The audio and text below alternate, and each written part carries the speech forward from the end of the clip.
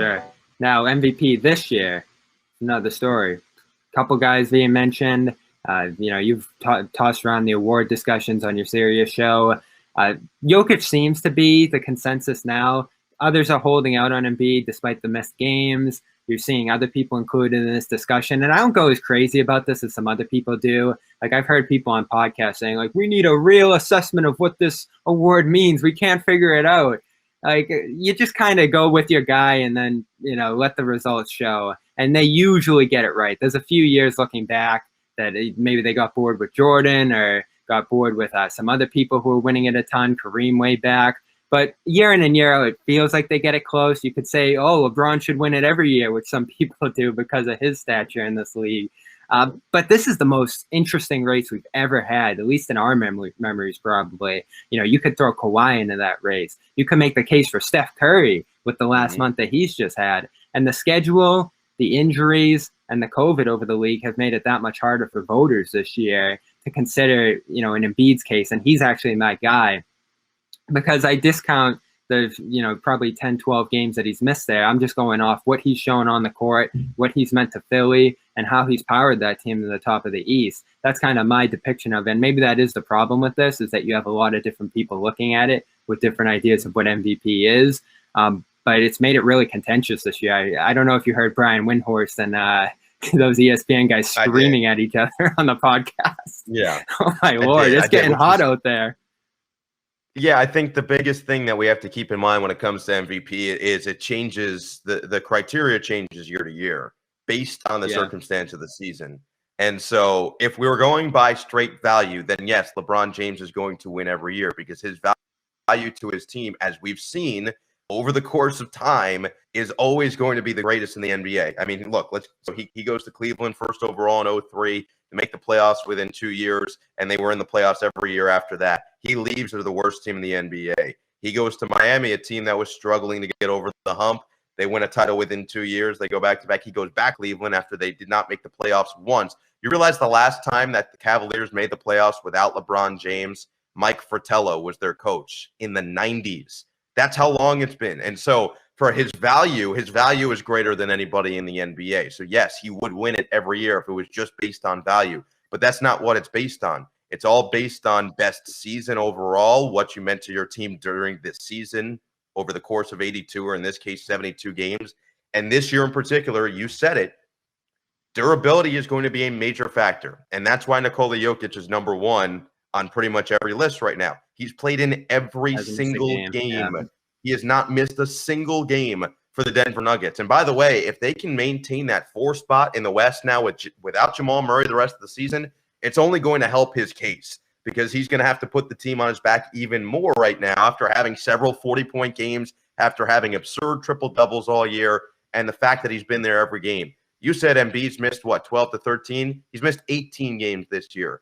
And there's only one MVP, I believe, that's played less than, I think it's 78% of a team's games. That's Bill Walton, who played, I think, 72 to 73%. I don't know. Those aren't exact stats, but it's somewhere in that ballpark. The other thing I'll tell you, the argument for the Currys and the Dame Lillards of the world. There's only one MVP in recent memory over the course of several decades now that has not been in, I think, a top 2 or 3 seed in their conference to win it, and that's Russell Westbrook when Oklahoma City was 5 or 6, and he averaged a triple-double for the first time since Oscar Robertson. So when you look at it, it took history for him to do that. There's nothing that's historical enough this season for anybody to overcome the lack of success at the top of their conference, to overcome not getting to a certain amount of games. So to me, if Jokic keeps on the pace that he's at, if he doesn't miss a single game, or maybe he misses 1 or 2, whatever, it's all going to play into his factor and into his hand. So I think it's his to lose right now, but things change every single day in the NBA. Things change every single week. Like 3-4 weeks ago, I would have told you James Harden was right there in the running, and it looks like that's going to be out of the question as well. So it's just a year-to-year type of thing, and it feels like, I should say, Jokic's year.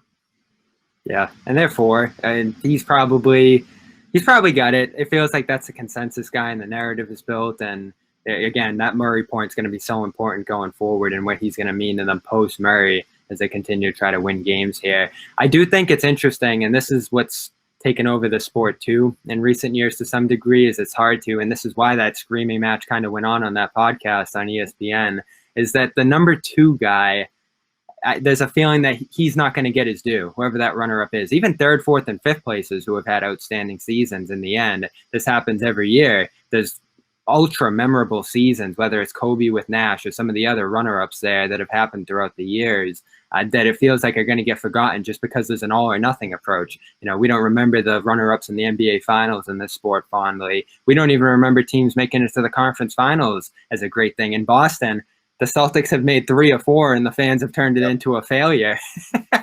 So like this narrative around the sport, and I don't, you're in the NFL world, baseball world, all these other sports as well. It feels like the NBA has this particular problem, and we'll talk about like the narrative of the sport and where it's going, that it's all or nothing. If you're Kevin Durant, you don't have a championship, you're a failure. If you're Kevin Durant, you're not the number 1 on your team, it doesn't count. Like there's just all this, narrative-based goalpost moving in the sport on what qualifies as a success in your career or in any given season.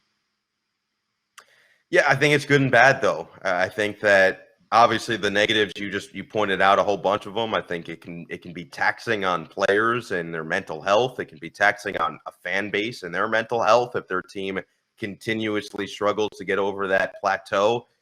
But at the same time, it keeps the league constantly relevant because there are always these conversations. There are always these talking points. And this has been cultivated. This has been molded over the years from sports talk and from Twitter, social media, and the fact that people just like to debate. I think that's the biggest thing here. People like to debate. People like to disagree in general in life. Someone could say it's my favorite color on Twitter, and I think they'd get more hate than anybody known to man. They'd say, what about blue? What about purple? It's just how it works, right? And so the NBA falls into the same umbrella in the current scope of the world in general. People just like to go back and forth. It's part of the fun. And at the end of the day, it's like, it's all in good fun. But it does keep the league constantly relevant. And it's made Do you really need water? Seriously. That was one. Yeah, does water actually make you wet? Like it's just for the fun of it. Yeah. But it has made the NBA 12-month-a-year league. And that is great. It's really good for the league. And so if it's going to create more intrigue and more interest from more sources, I'm all for it. I'm all down for whatever debate people want to have. I might not partake, but I'll sit on the sidelines and watch and listen. All right, rapid fire. Your defensive player of the year.